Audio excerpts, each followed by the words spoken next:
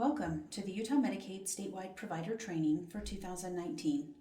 The topics we'll be discussing for this year's training will be Medicaid, PRISM, prior authorizations, what's new at Utah Medicaid, and Office of Inspector General.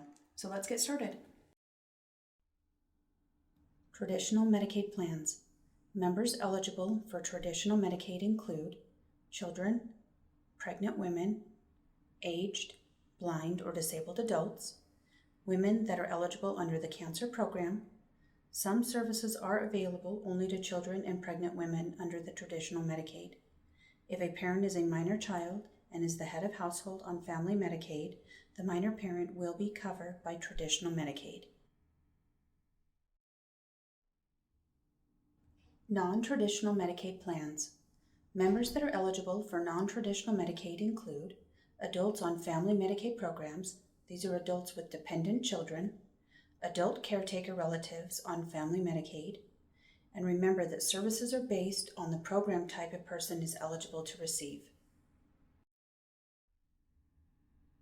Targeted Adult Medicaid, otherwise known as the TAM program.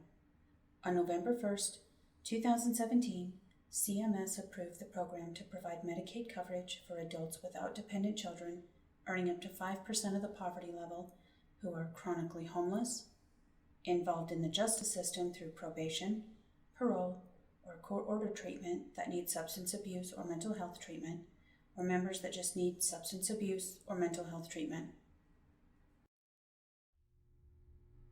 Billing a managed care entity.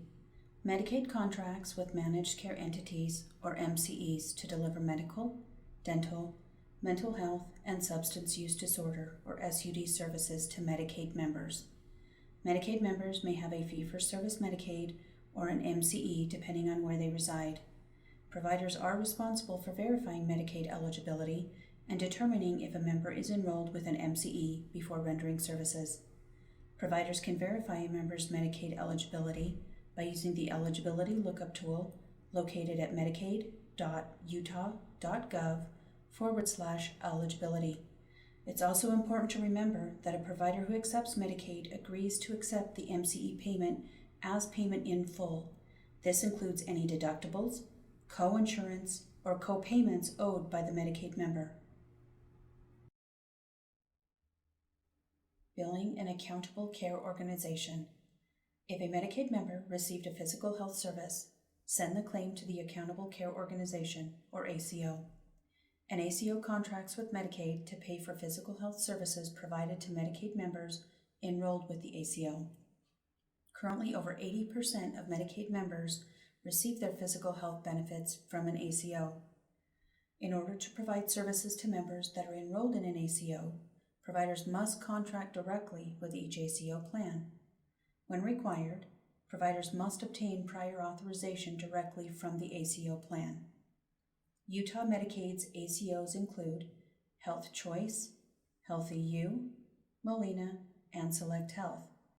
Enrollment in an ACO is mandatory in Box Elder, Cache, Davis, Iron, Morgan, Rich, Salt Lake, Summit, Tooele, Utah, Wasatch, Washington, and Weber counties. Enrollment in an ACO for Medicaid members in other counties is voluntary. ACOs are required to cover the same services that the Medicaid fee-for-service network covers. Billing a dental plan. Utah Medicaid contracts with dental managed care plans to pay for dental services provided to Medicaid members. If a Medicaid member received a dental service, send the claim to the dental plan. Utah Medicaid has two dental plans. They are MCNA and Premier Access. In order to provide services to members enrolled in these dental plans, providers must contract directly with each plan. When required, providers must also obtain prior authorization directly from the dental plan.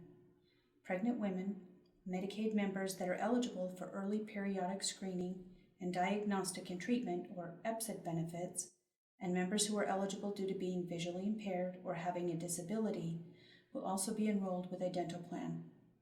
Remember, the dental plans must cover the same services that the Medicaid fee-for-service network covers. Adults who are eligible for Medicaid due to a disability or visual impairment and want to receive services through the University of Utah School of Dentistry may do so, regardless of the dental plan they are enrolled in. The University of Utah will bill the state directly for these services. For more information regarding the U of U School of Dentistry services and locations, please call 801-587-6453.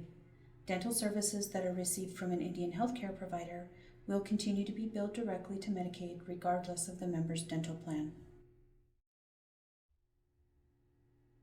Targeted Adult Medicaid or TAM dental benefits. Dental services are available to eligible Targeted Adult Medicaid or TAM members who are actively receiving treatment in a substance abuse treatment program as defined in the Utah State Code Section 62A-2-101, licensed under Title 62A, Chapter 2, Licensure Programs and Facilities. Dental services for this population will be provided through the University of Utah School of Dentistry and their statewide network of contracted dentists. Program coverage and limitations will be updated and available in the Utah Administrative Rule R414-49, in the Utah Medicaid Provider Manual, Dental, Oral, Maxillofacial, and Orthodontia Services, and in the Utah Medicaid Coverage and Reimbursement Code Lookup Tool. Billing a prepaid mental health plan. Under the Prepaid Mental Health Plan, or PMHP, Medicaid contracts with local county mental health and substance abuse authorities to provide mental health and SUD services to Medicaid members. Prior to delivering services, providers must verify the member's PMHP through the Medicaid Eligibility Lookup Tool at medicaid.utah.gov/eligibility. If a Medicaid member is enrolled in the PMHP, the provider must either refer the member to his or her PMHP for services or ask the PMHP for authorization before providing services. Otherwise, the PMHP may not pay the provider. All Medicaid members enrolled in the PMHP may also get their services directly from a federally qualified health center, or FQHC. PMHP authorization is not required. American Indian and Alaska Native Medicaid members may also get their services directly from Indian Health Services or a tribal or urban Indian organization facility. PMHP authorization is also not required. Medicaid members with subsidy adoption Medicaid may be disenrolled from their PMHP on a case-by-case basis for outpatient mental health and outpatient SUD services. However, they may remain enrolled in the PMHP for inpatient psychiatric hospital care. Grievances, appeals, and hearings. MCEs are required by federal regulations to have a grievance and appeals system.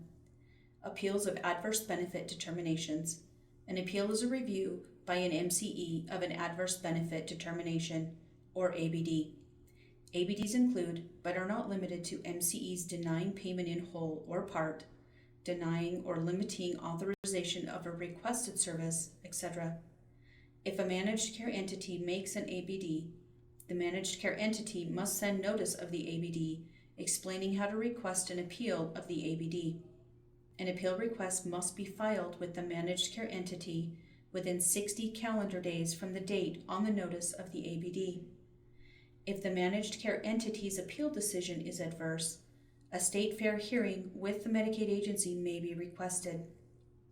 A hearing must be requested within 120 calendar days from the date of the managed care entity's notice of ABD resolution. Grievances. A grievance is an expression of dissatisfaction about any matter other than an ABD. Grievances may include, but are not limited to, the quality of care or services provided by the MCE, rudeness of MCE providers and employees, or failure to respect Medicaid members' rights, etc. Grievances may be filed with the MCE at any time. MCEs must address the grievance within 90 calendar days from the date the MCE receives the grievance. Accessing the Patient Eligibility Lookup Tool. To access the tool, go to our website at medicaid.utah.gov, place your cursor over the Providers tab, and select Patient Eligibility Verification. Remember, you will need your Utah ID to access the tool. To submit an eligibility inquiry on a specific member, enter your provider ID, date of service, and a combination of the following search criteria: 1 value from the Unique Identifiers column and 2 values from the Demographics column. Or you can enter all 3 values from the Demographics column. But remember, only exact matches will return results. Fee-for-service network. Providers should note that the Eligibility Lookup Tool currently displays fee-for-service network when a member is not enrolled in a managed care plan. Fee-for-service claims should be billed to state Medicaid.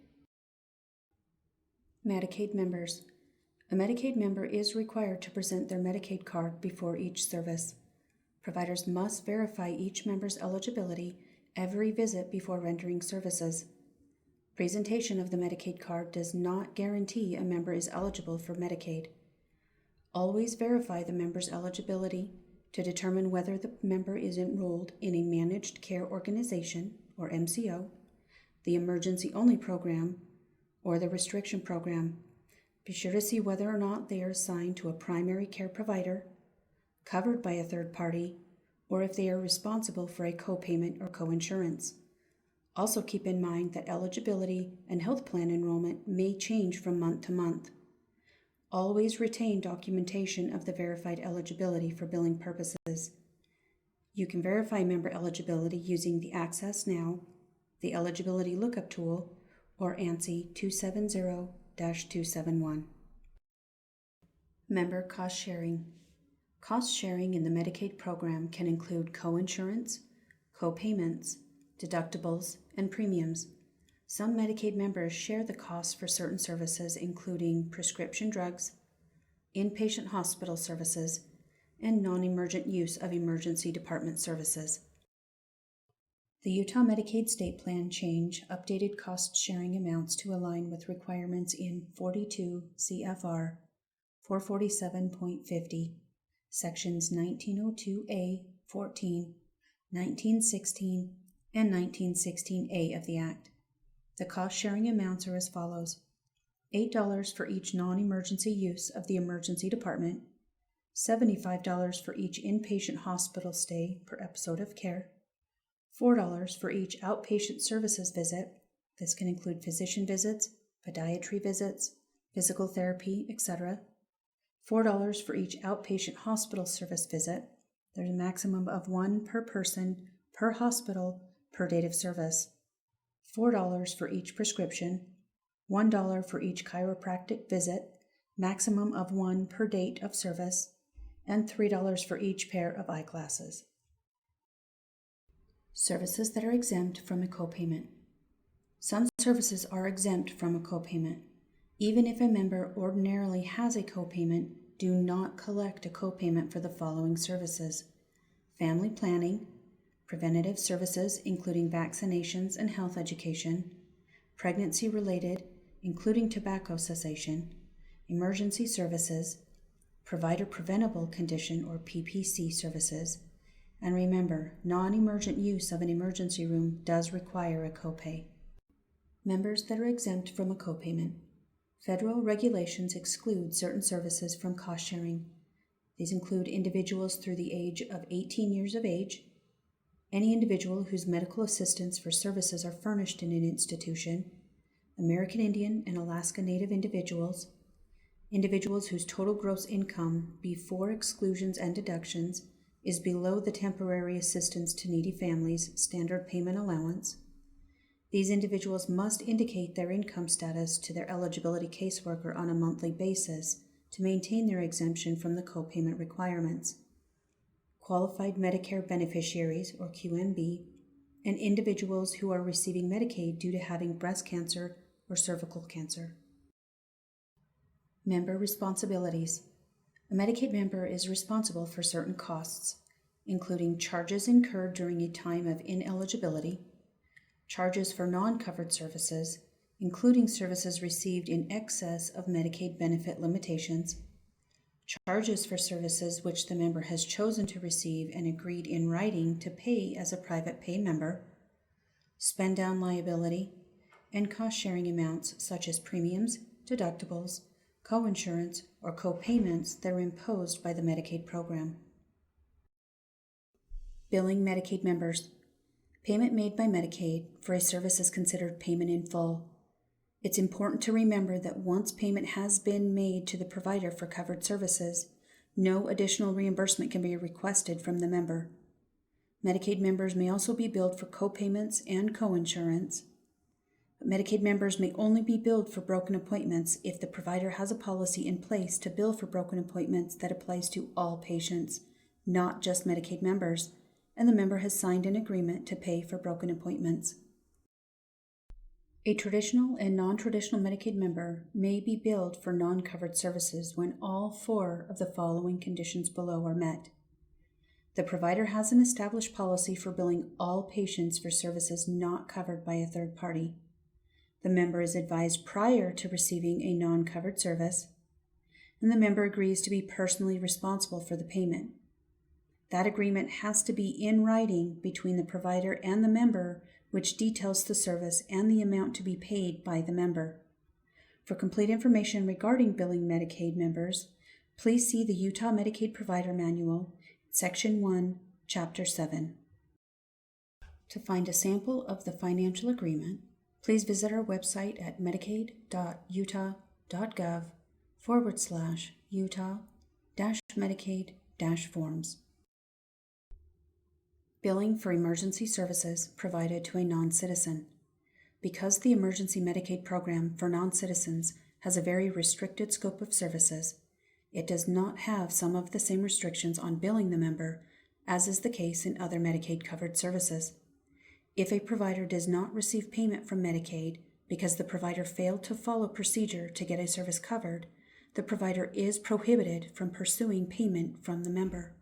However, if payment is not made because the service was not an emergency or the service is not covered under the program, then the member can be billed for those services.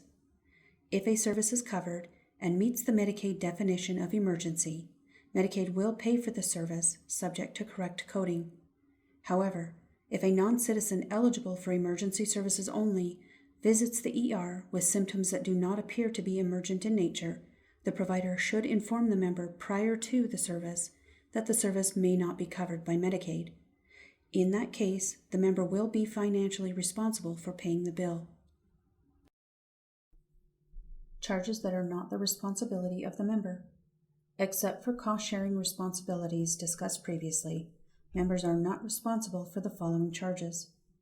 A claim or portion of a claim that is denied for lack of medical necessity. For exceptions, refer to Chapter 3, Provider Participation and Requirements, Exceptions to Prohibition on Billing Members. Charges that are in excess of Medicaid's maximum allowable rate. A claim or portion of a claim that is denied due to provider error. A service for which the provider did not seek prior authorization or did not follow up on a request for additional documentation. And a claim or portion of a claim denied due to changes made in state or federal mandates after services were performed. For example, the difference between the Medicaid cost-sharing responsibility, if any, and the Medicare or Medicare Advantage co-payments. Medicaid pays the difference, if any, between the Medicaid maximum allowable fee and the total of all payments previously received by the provider for the same service by a responsible third party. Members are not responsible for deductibles, co-payments, or coinsurance amounts if such payments, when added to the amounts paid by third parties, equal or exceed the Medicaid maximum for that service, even if the Medicaid amount is zero.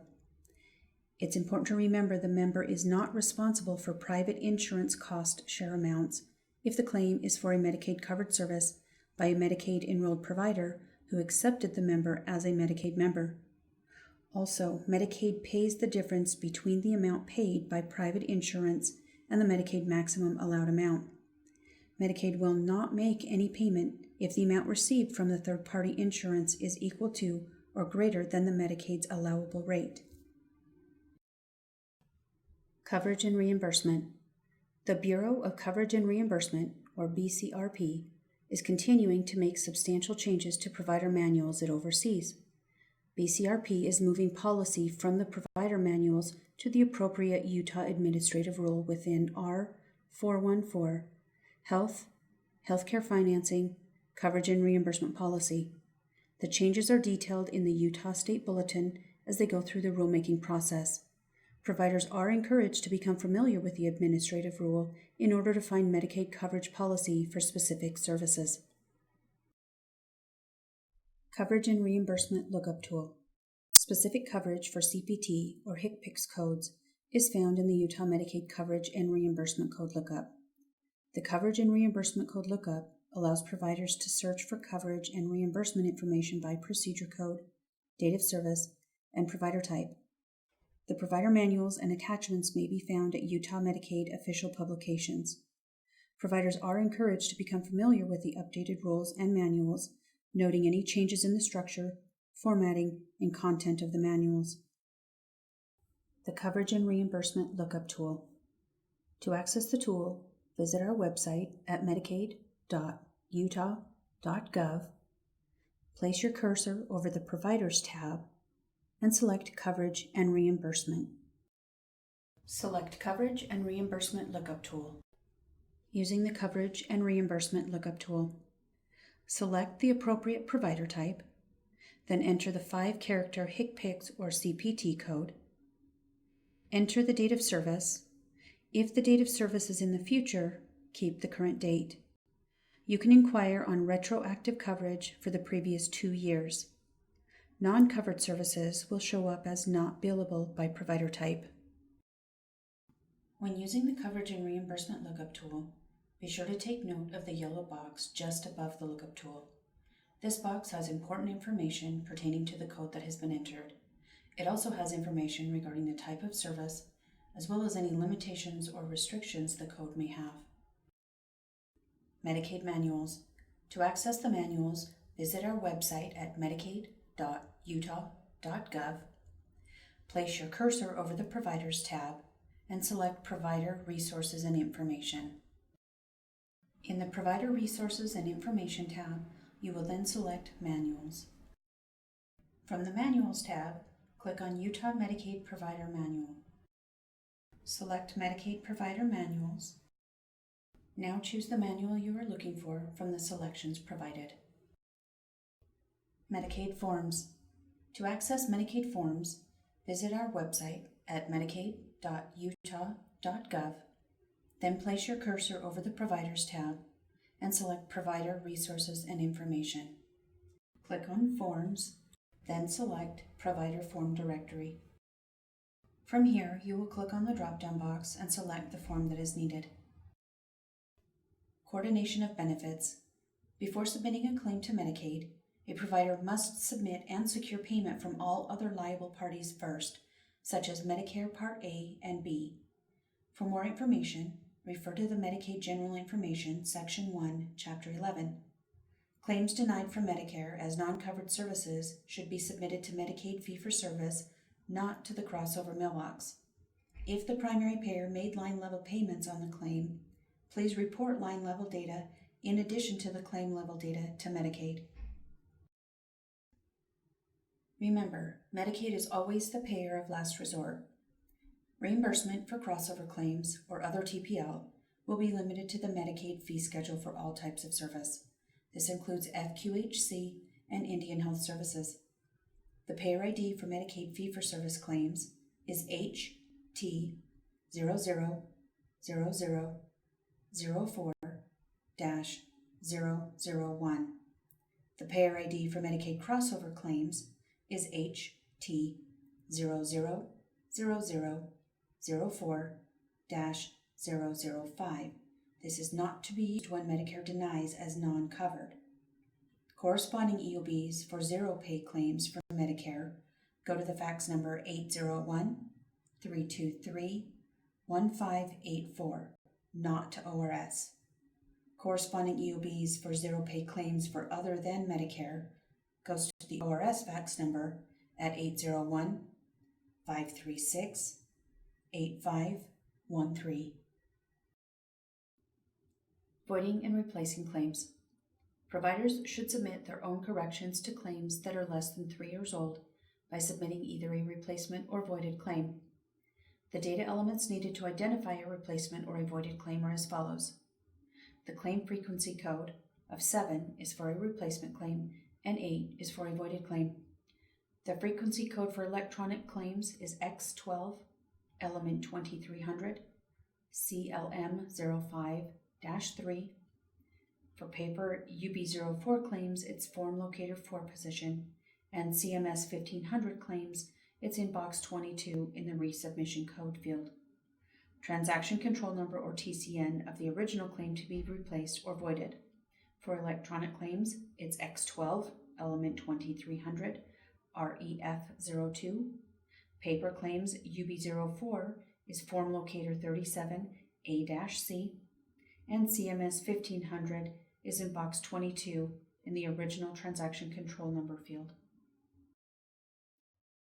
Payment adjustments, overpayments, and credit balances. An electronic payment adjustment request form for fee-for-service is available for issues regarding overpayments and credit balances on claims that are more than 3 years old. If a payment adjustment is required on a claim that is less than 3 years old, a replacement claim must be submitted.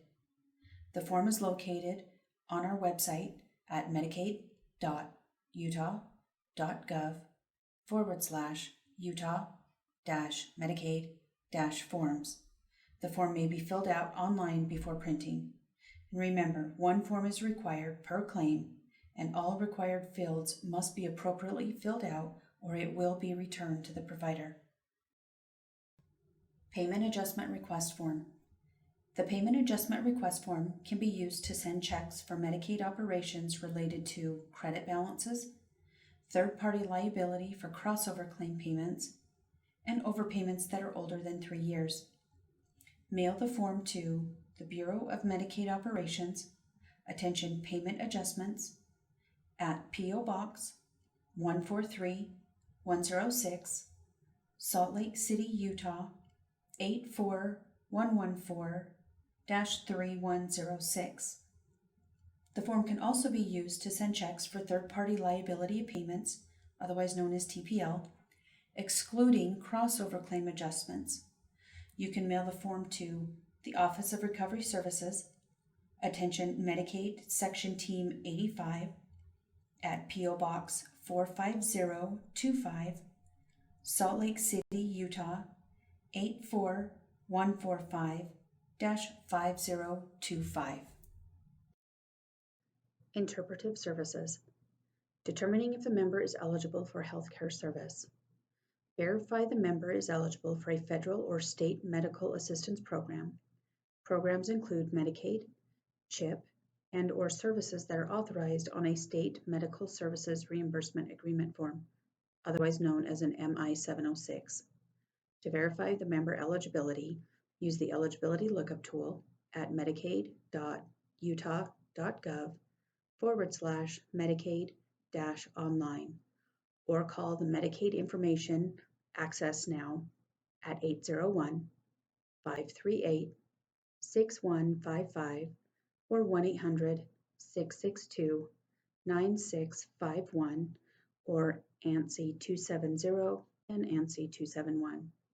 If the member is not eligible, then the member is not eligible for interpretive services.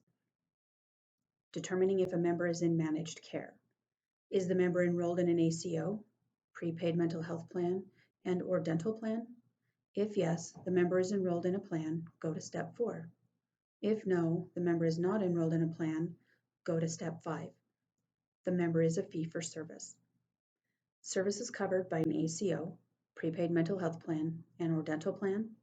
If yes, ACO, prepaid mental health plan, and dental plans must also cover interpretive services. Contact the plan directly for more information. Is the service covered by fee-for-service medical program for which the member is eligible? To determine CPT coverage, refer to the online coverage and reimbursement lookup tool available on the Medicaid website at health.utah.gov/Medicaid/ stplan/lookup/coverage-lookup.php.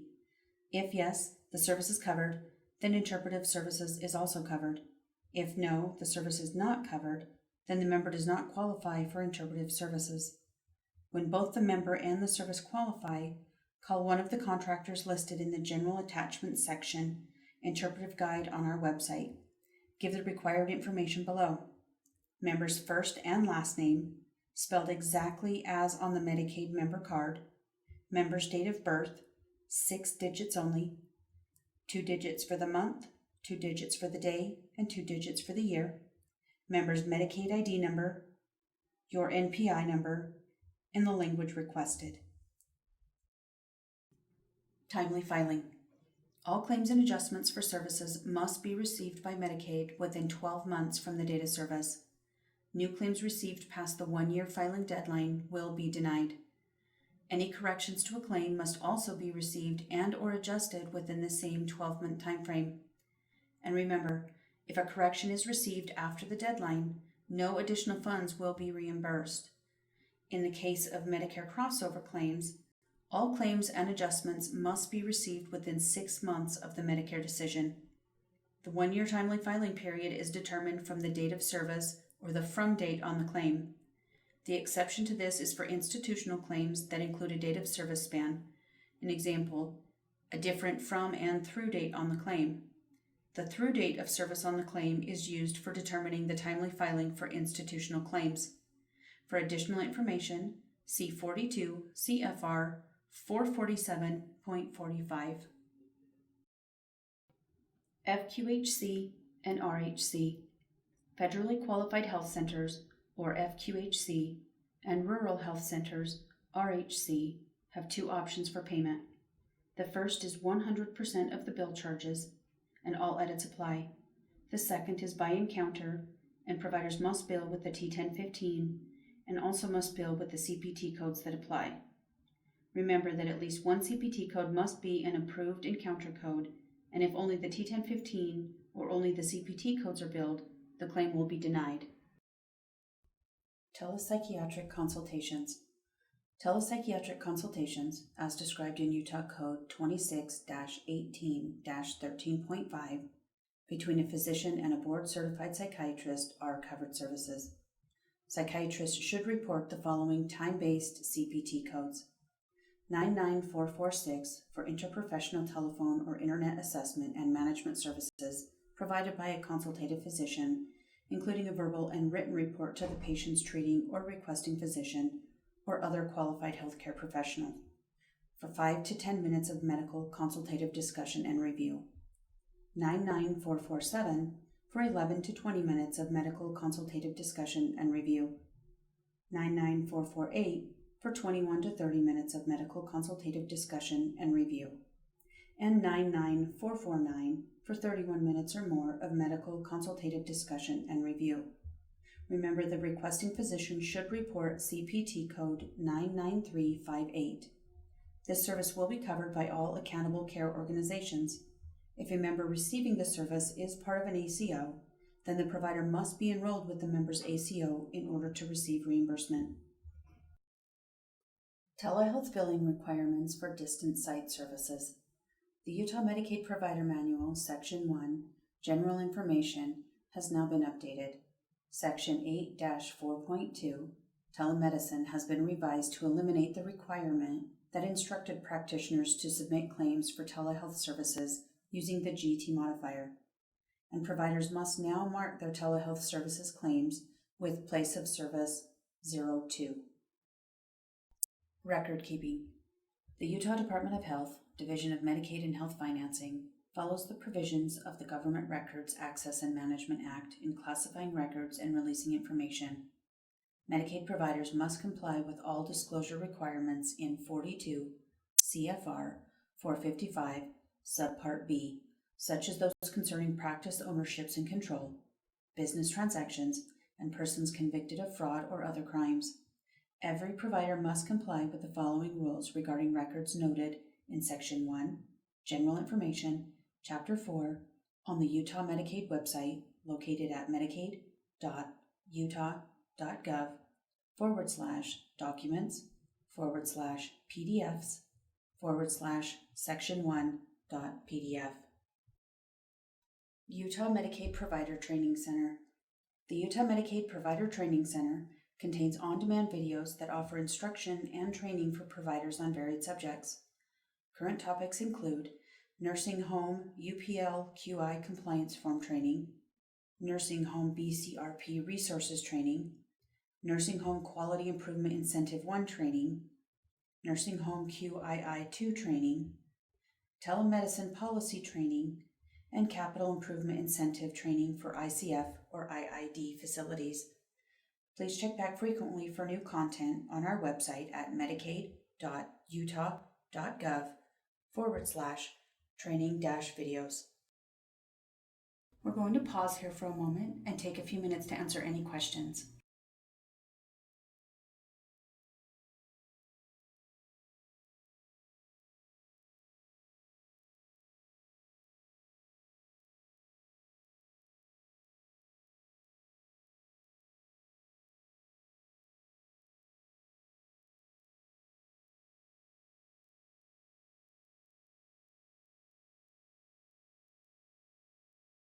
Medicaid updates for 2019. Policy manual updates to rehabilitative mental health and substance use disorder services.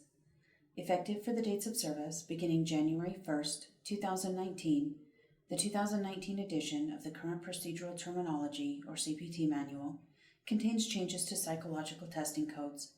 The following codes have been discontinued effective as of December 31st, 2018. 96101, 96102, 96103, 96118, 96119, and 96120. The new psychological testing codes are as follows: 96112 with an add-on code of 96113, 96121, which is a new add-on code to 96116, 96130 with an add-on code of 96131, 96132 with an add-on code of 96133, 96136 with an add-on code of 96137, and 96138 with add-on codes 96139 and 96146. Please remember that CMS's National Correct Coding Initiative has set medically unlikely edits, or MUE limits, on these codes, as well as some procedure-to-procedure limits. See Chapter 1-11 for information on accessing the NCCI MUE and PTP quarterly modules. Also, effective for dates of service beginning January 1st, 2019, the existing psychological testing procedure code 96125 will be opened. The psychological testing code revisions are contained in the updated Chapter 2-4, Psychological Testing, of the Utah Medicaid Provider Manual for Rehabilitative Mental Health and Substance Use Disorder Services. Providers may also use Medicaid's Coverage and Reimbursement Lookup Tool for information on these procedure codes. See Chapter 2-1, General Limitations, of the Provider Manual for information on accessing the Lookup Tool. To access the new form for requesting a state for fair hearing, please visit our website at medicaid.utah.gov/documents/PDFs/forms/hearing request 2019.pdf. Long-acting reversible contraceptives post-delivery. Long-acting reversible contraceptive devices inserted following a delivery will now be excluded from the DRG reimbursement calculation and will be separately paid according to the fee schedule as an additional amount to the DRG reimbursement calculation. Facilities must include the appropriate LARC HCPCS code on the submitted claim in order to be adjudicated correctly. All rates can be found in the Coverage and Reimbursement Lookup Tool. LARC devices are only reimbursable when used in accordance with the manufacturer's full prescribing information guidelines. Post-payment reviews may be done and recoveries made if the initial payment was inappropriately paid. This reimbursement change is pending CMS approval of the Utah State Plan, Attachment 4.19-A, Inpatient Hospital. Upon approval, claims with the date of service of January 1st, 2019 or later will be reprocessed according to the revised policy. The professional insertion fee, for example CPT code 58300, continues to be paid separately based on billings from the medical professional on the CMS 1500 claim. Accountable Care Organization County Update. Effective January 1st, 2019, the Select Health Community Care Medicaid ACO plan will be available statewide to all voluntary and mandatory enrollment counties. As a reminder, Medicaid members living in voluntary counties have the option to choose an available ACO health plan or use the fee-for-service network, while those living in mandatory counties must choose an ACO health plan or they will be assigned to one. An updated ACO plan chart by county, which is effective January 1st, 2019, is listed in the table on the next slide. Accountable Care Organization County Update. This is a list of all the accountable care organizations and the counties that they're available in. The fields that are highlighted in yellow are all counties that are required to be enrolled in an ACO. Medicaid Expansion. On April 1st, 2019, the Centers for Medicare and Medicaid Services authorized the Utah Department of Health to expand its Medicaid program. This new waiver, called the Bridge Plan, allows the state to expand Medicaid benefits to parents and adults without dependent children, earning up to 100% of the federal poverty level. That's about $12,492 for an individual, or $25,752 for a family of four. Approximately 70,000 to 90,000 Utah residents will become newly eligible for Medicaid. Approximately 40,000 individuals from 101 to 138% of the federal poverty level will continue to receive services through the federal marketplace. Individuals may submit their applications to DWS to enroll in the Adult Expansion Medicaid program. Applications are located on our website at medicaid.utah.gov/apply-Medicaid. Submitting an application for benefits does not guarantee coverage. Under the Medicaid expansion, parents receive the non-traditional Medicaid benefit package, and adults without dependent children receive the traditional Medicaid benefit package. Coverage is generally provided through direct payments to providers, for example fee-for-service, through 2019. It is anticipated that in 2020, many individuals will transition to managed care plans for their physical and behavioral health services. These plans are being implemented as directed by Senate Bill 96 in the 2019 legislative session. This bill supersedes previous Medicaid expansion efforts and replaced Proposition 3 in the 2018 general election. The state is working closely with CMS as we submit new 1115 waiver proposals. We are optimistic that CMS will provide greater flexibility as Utah crafts its own Medicaid expansion solutions. On July 31st, 2019, the state submitted a new 1115 waiver to CMS called the Per Capita Cap Plan.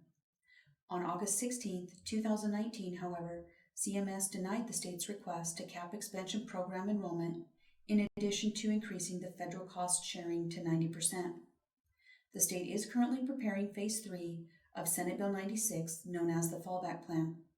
This plan is intended to replace the Bridge Plan and will request to cover adults earning up to 138% of the federal poverty level at the 90% federal and 10% state match rate. The plan will also request additional flexibilities and cost controls.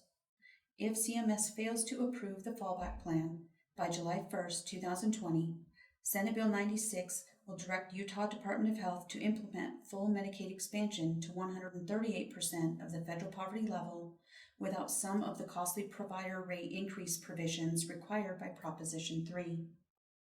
Here's a list of the Medicaid expansion plans and their criteria.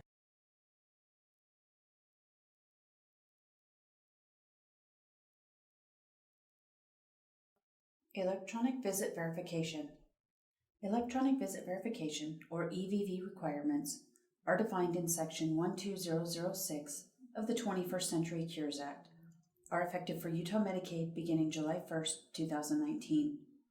EVV requirements apply to all personal care services and home health care services provided under the state plan or a 1915C home and community-based waiver. The effective date is for both personal care services and home health services. However, disallowance for claims with incomplete records will not occur until January 1st, 2020 for personal care services, and January 1st, 2023 for home health care services. The choice of reporting systems for EVV are by provider preference, but must meet all federal requirements, including the standards set in the Health Insurance Portability Accountability Act. The state will not implement a mandatory model for use. All provider choice EVV systems must be compliant with the requirements of the Cures Act, including 1.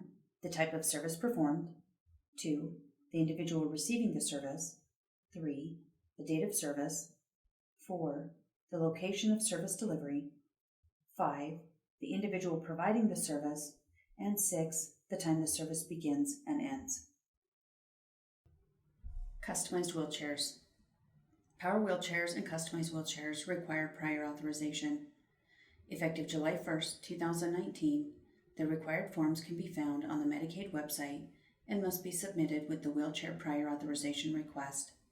The forms required are the Utah Medicaid Initial Wheelchair Evaluation Form for power and manual chairs, and the Utah Medicaid Power Wheelchair Training Checklist for power chairs only. In addition, the Utah Medicaid Final Wheelchair Evaluation Form must be completed upon delivery of the wheelchair and submitted to Medicaid Operations by fax at 801-536-0481 before the claim will be paid. This form is also located on the Medicaid website. Effective July 1st, 2019, providers reporting wheelchair evaluations must use CPT codes 97535 and 97542. These codes do not require prior authorization. Remember that wheelchairs and their identified accessory items will be bundled and reimbursed as a complete package. Additional information can be found within the Medical Supplies and Durable Medical Equipment Manual, Chapter 8-14, Wheelchairs. We're going to pause here for a moment and take a few minutes to answer any questions.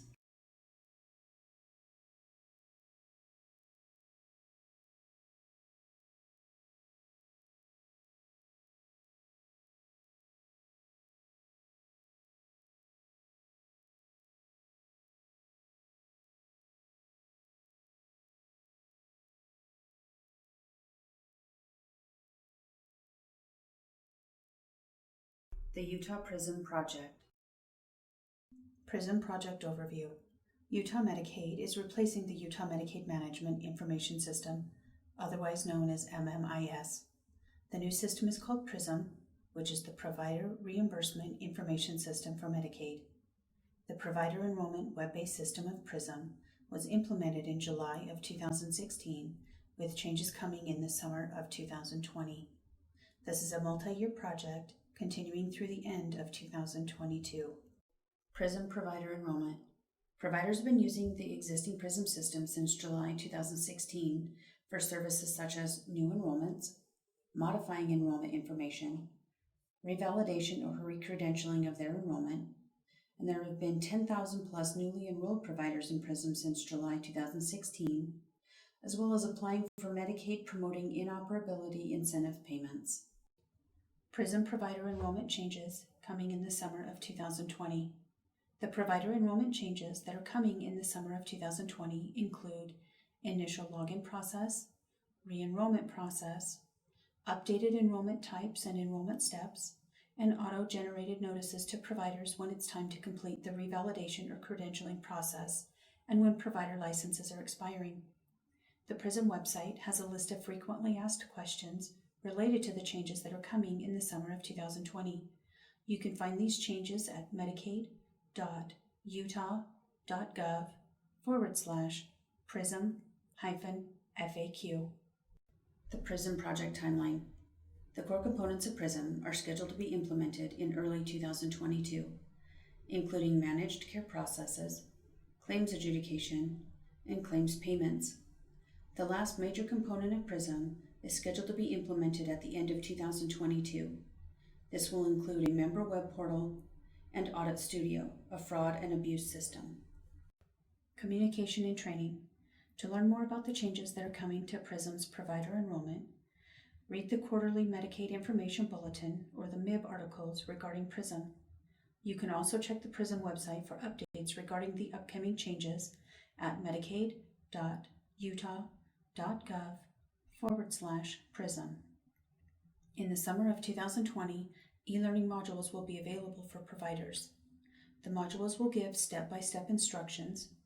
E-learning modules will be located on the Medicaid website at medicaid.utah.gov/PRISM-provider-training. And frequently asked questions will also be available at medicaid.utah.gov/PRISM-FAQ. Providers currently using PRISM.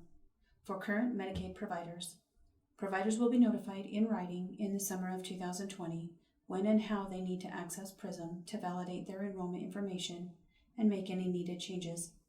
Online training will also be available to assist, along with contact information. Claims will continue to be paid out of the legacy MMIS system until the end of 2022. Contact information. For provider enrollment questions using the existing PRISM system, call the provider enrollment team at 1-800-662-9651 or 801-538-6155. Press option 3 and then option 4. For questions regarding the changes coming to PRISM, email prism@utah.gov. Welcome to the prior authorization portion of the 2019 Utah Medicaid Provider Training. My name is Amber Lucero, and I am one of the prior authorization trainers here at Medicaid. I'm going to take a few minutes to talk with you today about how to know if you need a prior authorization, how to find and complete the correct forms, and how to know what to send in with a prior authorization request when it is submitted. All of the information you need to submit a prior authorization can be found in the prior authorization section of the Medicaid website. Once you click on the prior authorization link, a page will display where you will be able to select a variety of options. The first link at the top of the page will direct you to pharmacy prior authorization information. Providers that are looking to authorize skilled nursing home admissions would choose the link for resident assessment, but the majority of providers will find the forms they need under the link that says General PA Forms. Once you click on the link for General PA Forms, another screen will open. Here you will find all of the general forms that are used for prior authorizations. The form at the top of the page, titled Prior Authorization Request Form, is the form that should be used if you do not see a form that is more specific to the services you will be requesting. For example, if you are requesting authorization for an enteral formula product, then you would select the form that is specific to enteral formula. But if you are requesting an authorization for a surgical procedure or an imaging service, then you would use the General PA form. There are some important tips to remember about the request forms. Always use the correct form for the services you are requesting. There are unique fields that are necessary for certain services, so if the wrong form is submitted, you will likely be missing some essential information that is needed in order to process your request. Remember to always use the updated request form. Request forms are periodically updated, so be sure to check the Utah Medicaid website monthly and use the most current version of the form that is available. Fill in all of the required fields on the form. Most of the forms have an instruction page that will inform you which of the fields are required for each request. Be sure to use the spaces provided to enter the information. Always be sure to send the request to the appropriate fax number or email address when available. This information will be on the form or on the instruction page that is included with the form. Please remember that all email, which includes PHI, must be submitted in compliance with HIPAA rules and regulations. It is important to remember the minimum necessary rule in regards to PHI and to send the least amount of information to the correct people in order to accomplish the intended purpose. At the request of providers, all of the request forms are typable. Providers are encouraged to type the information on the forms. Handwritten forms are often illegible and are returned to providers for clarification.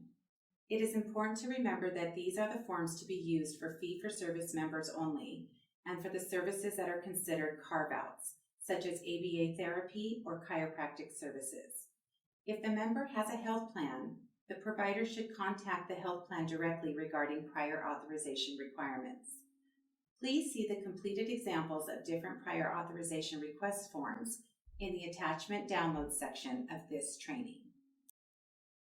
Some tips that will be helpful to you when submitting a prior authorization are to check the member's eligibility using the Eligibility Lookup Tool prior to sending in any prior authorization requests. Equally important is to verify whether or not a specific service requires prior authorization using the Coverage and Reimbursement Lookup Tool. Only submit clinical documentation that is current and relevant. Submitting excessive and/or outdated information may lead to a delay in processing. Please include all required documents, forms, and consents. Be sure to include all required modifiers such as the LL and RR modifiers used for certain DME items, or the RT and LT modifiers to indicate whether or not the service is for a right or left side of the body. If you are unsure if a modifier is required, please review the program-specific provider manual or contact the prior authorization staff for questions. Also be sure to include the type and length of treatment for services which require a trial of conservative therapy prior to authorizing services. This slide is just a quick recap of where you can locate the Eligibility Lookup Tool as well as the Coverage and Reimbursement Lookup Tool under the Healthcare Provider section of the website. Becoming familiar with using these tools can result in a much timelier delivery of care to Medicaid members. Delays related to submitting requests for services that do not require authorization or in submitting requests to the incorrect health plan can oftentimes be avoided by using these tools. For those of you that did not participate in the earlier portion of today's training, please be advised that the Eligibility Lookup Tool provides detailed member eligibility information, including whether the member is enrolled in a health plan. A login is required to use this tool. If you have problems setting up a login or using the tool after you have set up a login, the number to contact is located at the bottom of the gray area on the screen. One thing to be aware of when using this tool is to make sure not to enter any spaces or characters at the end of each area of text that you enter. For example, after you type the member's first name, do not put a space. The system will not find a match unless it is exact. It is also important to mention that you can verify the next month's eligibility up to 6 days prior to the end of the current month. This slide is a recap of information presented earlier in the training as well. Be sure to always verify that the code you are requesting requires prior authorization using the Coverage and Reimbursement tool prior to submitting a request. Start by selecting the provider type that will be billing for the service. Enter the 5-digit code you will be requesting and enter the date of service. Keep in mind that you can't enter a future date.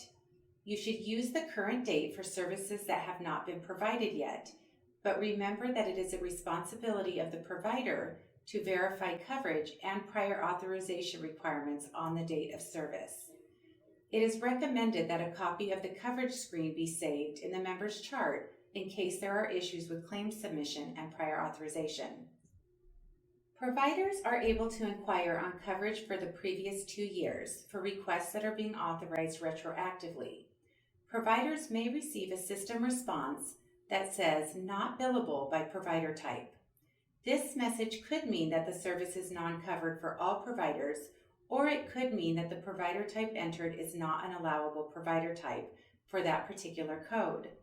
If you receive this message, you can contact customer service to verify whether the service is non-covered for all provider types, or if the message is displaying because it is not a covered service for the provider type that has been entered.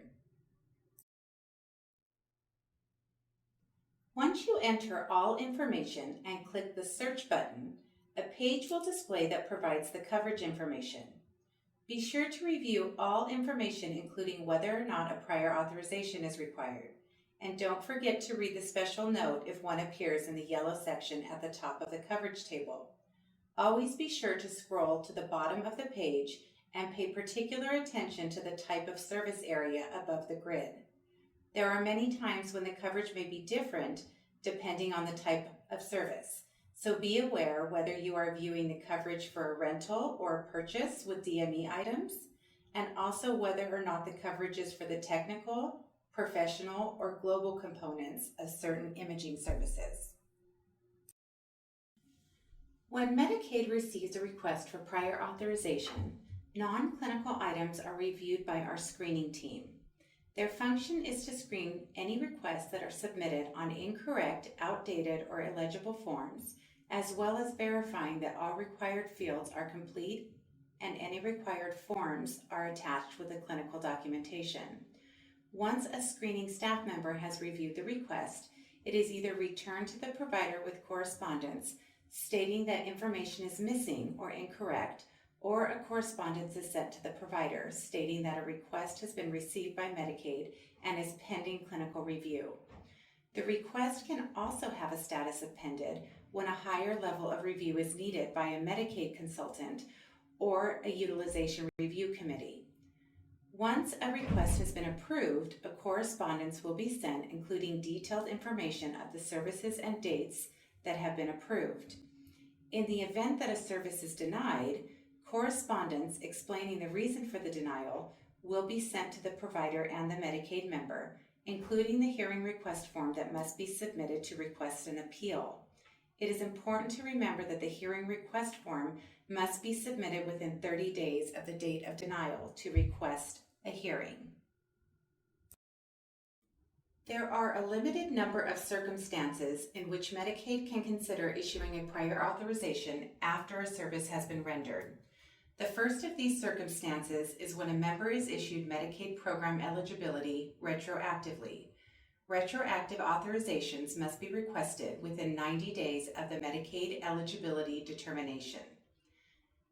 Medical supplies or medical services that are provided in a medical emergency can be submitted for retroactive authorization as well. The complete request must be submitted within 90 days from the date of the emergency. We can also issue retroactive requests for surgical exceptions. For example, if a surgical procedure is changed or the need for an additional procedure is discovered intraoperatively, then a retroactive authorization can be submitted. These requests must be submitted within 90 days of the surgical procedure, along with the information verifying the procedure changed from what was originally planned and why. There is also an exception allowance for anesthesia providers. If a surgeon fails to obtain prior authorization and the associated anesthesia service requires a prior authorization, the anesthesia provider can submit a request for prior authorization for the associated anesthesia code. This request must be submitted within 90 days of the surgery and must include all required state and federal consent forms. Please refer to the Section 1 Medicaid Manual for complete details on retroactive authorization and what information is required. One of the most common questions we get asked is, where can I find the criteria for the service I am requesting? There are a couple of places that you can find criteria. You can click on the link for medical criteria on the prior authorization page of the website. This link is found right above the link for general PA forms that we discussed earlier. You can also find important information regarding criteria in program-specific Medicaid manuals by clicking on the manuals link and choosing the manual that is specific to the type of service that you will be providing. Also, as we discussed earlier in training, there are oftentimes code-specific information in the special notes found in the Coverage and Reimbursement Lookup Tool. In addition to these places, some policy related to specific services can be located in the Utah Administrative Code, Rule R414, which applies to the Utah Medicaid program. In the provider manuals, you will find many links that refer you to important administrative rules. If a service requires prior authorization and you are unable to find criteria in any of these locations, you can call the Prior Authorization Unit or you can send an email to medicaidcriteria@utah.gov. Please allow for a 24-hour response time. Make sure to include the code or codes you are requesting, as well as whether the member has traditional or non-traditional Medicaid. Always be sure to follow HIPAA requirements anytime protected health information is sent to Medicaid. Before we wrap up the prior authorization section of this training, let's quickly go over what's new in prior authorizations since our training last year. There are a couple of new and updated prior authorization request forms. In the past year, we have updated the request form for substance use residential treatment, the request form for hospice services, and the request form for ABA services for EPSDT members. In addition to those forms being updated, there are also new forms for home health services and a very recent addition of the physical and occupational therapy request form. Please watch for additional service-specific request forms in the near future.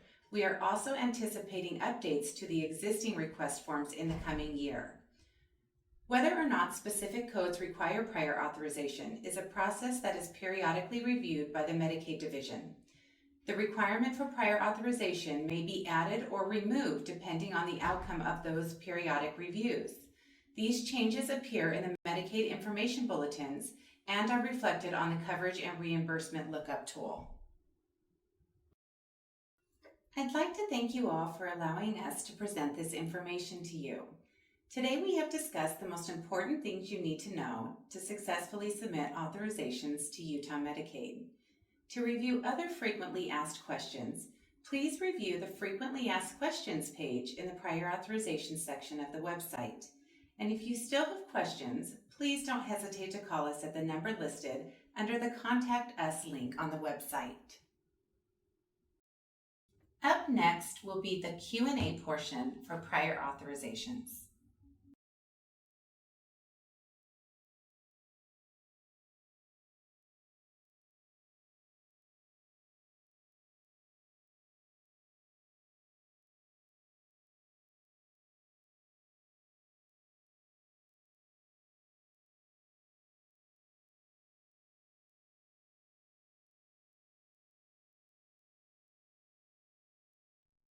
Hello, I'm Gene Cottrell, the Inspector General for Medicaid Services.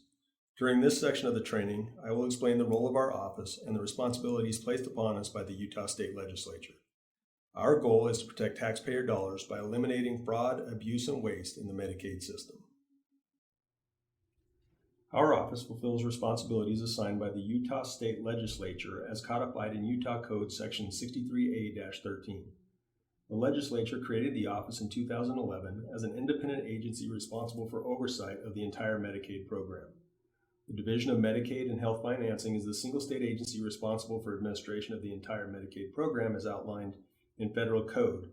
Therefore, the Office of the Inspector General is careful to not create policy, but does make recommendations to both DMHF and the Utah State Legislature on possible policy changes that could eliminate fraud, abuse, and waste.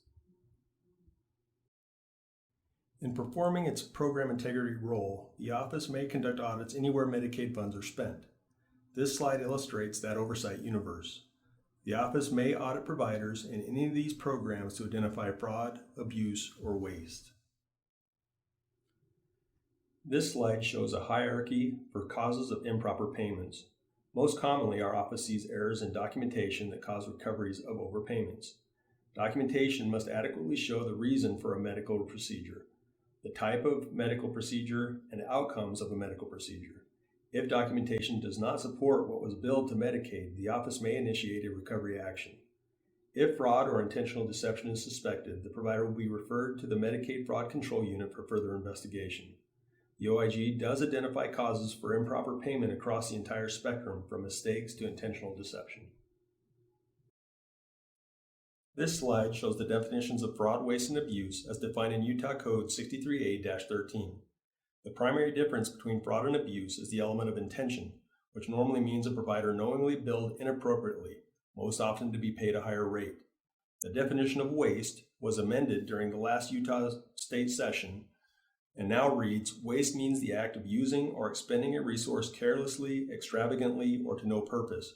Waste includes an activity that does not constitute abuse or necessarily involve a violation of law and relates primarily to mismanagement and inappropriate action or inadequate oversight. This is a list of the most common fraud and abuse schemes that the Centers for Medicare and Medicaid Services has identified. Our investigators look for these fraud schemes in every audit we conduct. Upcoding and unbundling are the two that we see most frequently. Upcoding is the use of a higher paying code when another code would be more appropriate. For example, evaluation and management codes are sometimes upcoded from the 3rd level to the 4th level in order to receive a slightly higher payment. Unbundling is billing separate codes for a procedure that should be bundled. For example, billing post-surgical wound care as a separate procedure when it would normally be included as part of a surgery. New fraud schemes are identified all the time, so members of the OIG regularly attend training with our counterparts in other states to share the most recent trends. Our goal is to eliminate fraud, abuse, and waste in the Medicaid program, which is encompassed in our mission to protect taxpayer resources. That is our primary mission, and because of that, we do not receive guidance from any executive branch entity. We do, however, work very closely with Medicaid to ensure the program is efficiently using taxpayer dollars. The office recognizes the impacts we may have on the provider community, and we work to minimize that impact as we perform the duties and responsibilities assigned to us. We have 3 sections in the OIG: the audit section, the program integrity section, and the special investigations unit. Our audit section may conduct performance or financial audits to ensure Medicaid controls are operating correctly.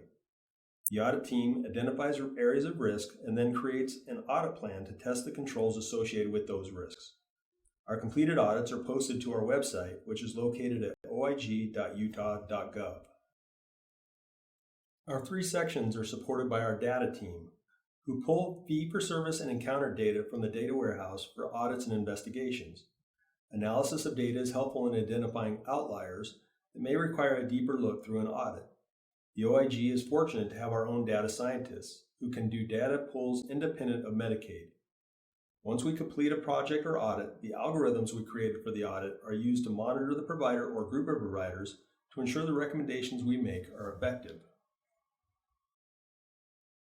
Every Medicaid program must have a program integrity program to comply with the Code of Federal Regulations 42 CFR Section 455. The OIG performs part of the program integrity role for the state of Utah. While program integrity is a federal requirement, the duties and responsibilities of the office outlined in Utah Code 63A-13 overlap significantly. Therefore, the office entered into a memorandum of understanding with the Utah Department of Health to perform parts of the program integrity, while maintaining the independence that the Utah State Legislature intends. The Department of Health may not direct the work of the office, but the office does regularly inform Medicaid of projects it is working on. This slide identifies specific responsibilities that the office performs and the corresponding federal regulation governing that work. The responsibilities are broad and cover most areas of the Medicaid program. The OIG's Special Investigations Unit is responsible for receiving complaints regarding Medicaid. Frequently, we receive complaints that other state or federal agencies are responsible for. When we receive these types of complaints, we evaluate them and then refer them to the appropriate authority. For example, we receive frequent complaints about Medicare providers. If we determine there is not a Medicaid nexus associated with the referral, we refer that case to the Health and Human Services OIG investigators here in Salt Lake City. We also receive many complaints regarding recipient eligibility, which we refer to the Department of Workforce Services. Occasionally, recipient complaints are criminal in nature, and we may refer those cases to local law enforcement. In many instances where providers are making simple mistakes, the SIU may correct those errors through education. Utah State Code requires the office to review all changes to Medicaid information bulletins, provider manuals, administrative rules, and state plan amendments. The office policy specialists review those documents to ensure they comply with state and federal requirements. They also provide policy opinions to our auditors and investigators when policy is in question. The simplest way to prevent or correct billing errors is through training. The office seeks opportunities to provide training to individuals or organizations that are interested in avoiding fraud, abuse, and waste. We continually seek to build partnerships with the provider community in order to enlist their help in combating fraud, abuse, and waste. If your organization is interested in learning more about fraud schemes and how to identify them or avoid them, please contact our office. Everyone has a role to play in protecting our tax dollars. Utah Code directs that anyone with knowledge of potential fraud, waste, or abuse will report it to either the Office of Inspector General or the Medicaid Fraud Control Unit. This duty to report applies to all state employees, contractors, and the provider community. If you suspect anything, please report it. These are our taxpayer dollars at work, and they should be used efficiently. This is our contact information, along with the contact information of some of our partners. Fraud cases may be referred directly to the Medicaid Fraud Control Unit. However, they frequently forward them to us to establish that a credible allegation of fraud exists before we refer the case back to them. Utah Department of Workforce Services investigates recipient fraud. We're happy to receive those complaints and forward them on to DWS, but they may be sent directly to them. Finally, Adult Protective Services investigates allegations of abuse, neglect, and exploitation of vulnerable adults. Sadly, they stay very busy.